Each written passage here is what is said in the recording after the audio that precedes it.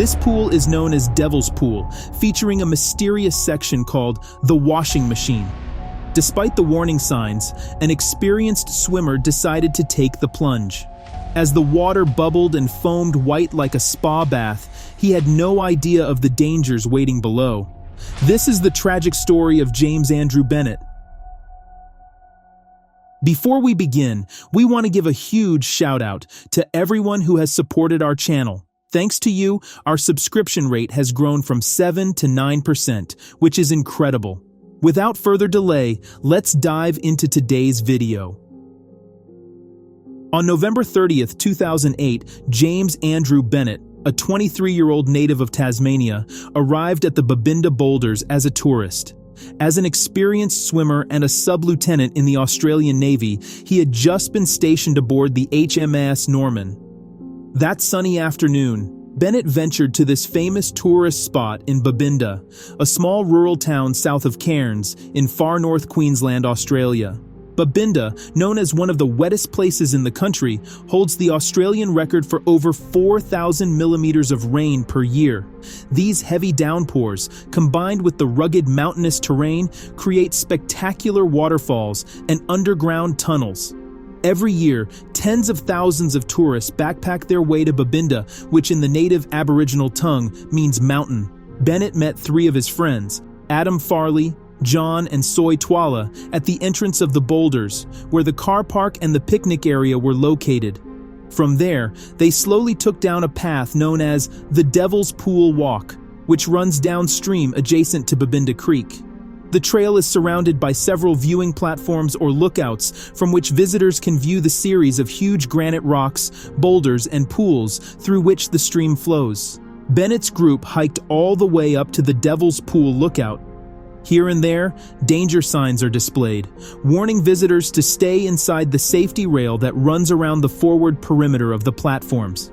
The images and words on the signs conveyed the existence of extreme danger beyond the safety boundary, telling visitors of the many who had already perished in that section of the narrow creek. Adam and John noticed the signs, but their attention was quickly drawn away by the excited shrieks of 5 or 6 children on the opposite side of the creek, jumping from high rocks down to the pool below. The rocks were really high, and there was no adult to supervise them. The group decided to venture beyond the lookout, going under and around the safety rail, heedless of the signs, and sat under a tree to watch the children for a while. Around them, locals and visitors alike were enjoying themselves, frolicking in the waters. Many children were fearless, and the group saw a few of them jumping off waterfalls. They considered swimming there, but John suggested they go back to the car park for lunch and swim near the picnic area. They started heading back, but before they reached the walkway, they noticed a large pool with a massive rock to its left, situated about 100 feet upstream of their position. The pool was calm, but under the rock, the water bubbled and foamed white like a spa bath.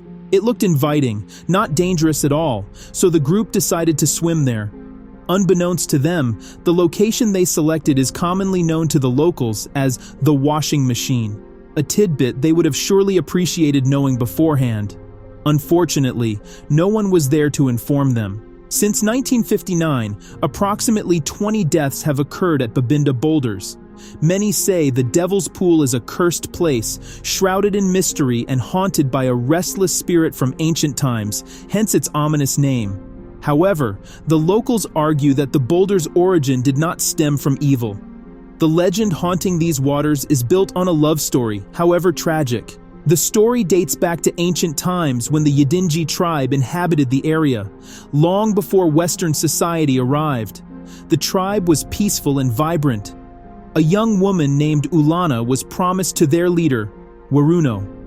Shortly after their marriage, Ulana fell in love with Diga, a young warrior from another tribe.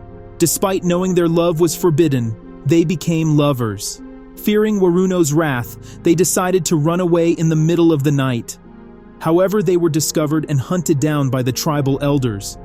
The lovers fled to Babinda Boulders, where they were cornered. Desperate, Ulana jumped into the water, calling for Diga to follow. He did, but he drowned and vanished.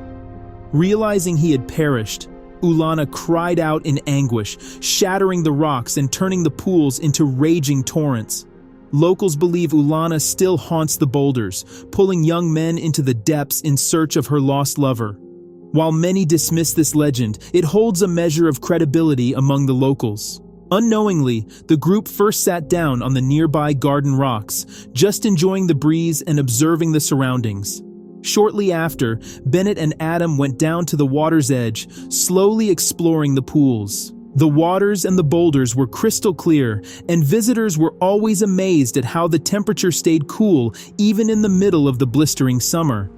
But in the washing machine, though just as cold, the water is white, foaming, and bubbling on the surface, hiding from sight whatever danger may lurk within. Adam followed Bennett to the water's edge. He sat, dangling his feet in the location where the outflow of water from the larger calm pool dropped into the washing machine. Bennett himself started venturing further, soon entering the foamy waters.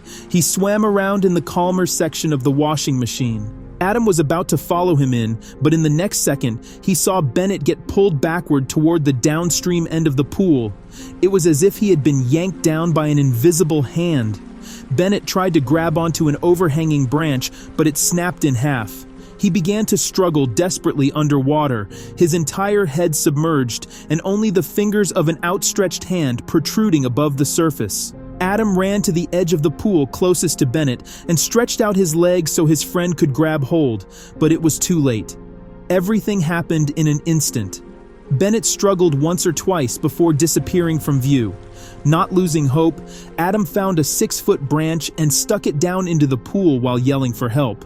Members of their group and other visitors searched for Bennett in the nearby pools. They contacted emergency services, and while the others continued their search in vain, John and Soy went back to the picnic area to await the authorities. At exactly 8 minutes past 3 in the afternoon, the Babinda police, having received an emergency notification, rushed to the boulders. Ambulances and police officers were dispatched immediately to the first viewing platform, located about 65 feet from the incident. Adam, distraught and trembling, recounted what had happened. It was a grueling task for the rescuers, who battled the ever-present rapids, putting themselves in danger to locate and rescue Bennett. The force of the water could pull people down into the tunnels of rocks and logs trapped at the bottom of the creek, keeping them under such pressure that a body might only surface when the current subsided. The spot where Bennett and his friends had been swimming was particularly perilous, called the washing machine by locals for a reason. The water there churned like a whirlpool, the bubbles offering no buoyancy. Anyone unfortunate enough to be pulled under had no hope of swimming back to the surface. Hours passed, and the search yielded nothing. Eventually, the mission turned from rescue to recovery. At 11 a.m. on Tuesday, December 2nd, police officers, part of the search and rescue team, spotted what appeared to be a deceased body floating against a rock ledge in a deeper pool known as the Devil's Pool, about 500 feet downstream from where Bennett had last been seen. At 3 p.m. that same day, police divers entered the pool and they were able to secure and extract Bennett's body from the creek. Bennett's death highlighted public health and safety concerns, especially regarding visitor safety management at the boulders. More stringent measures had to be implemented. This realization led to the recommendation of the no-go zone by the Infrastructure Services Committee. The no-go zone meant that all visitors, locals, and foreigners alike would no longer have access to the Devil's Pool area. Unfortunately, deaths at Devil's Pool continued. 9 years later, there were still signs of people getting past the fence. In early 2023, the Cairns Regional Council conducted a safety review after a woman drowned in December 2021. Her death was the fourth since Bennett's in 2008, bringing the total number of fatalities to 21.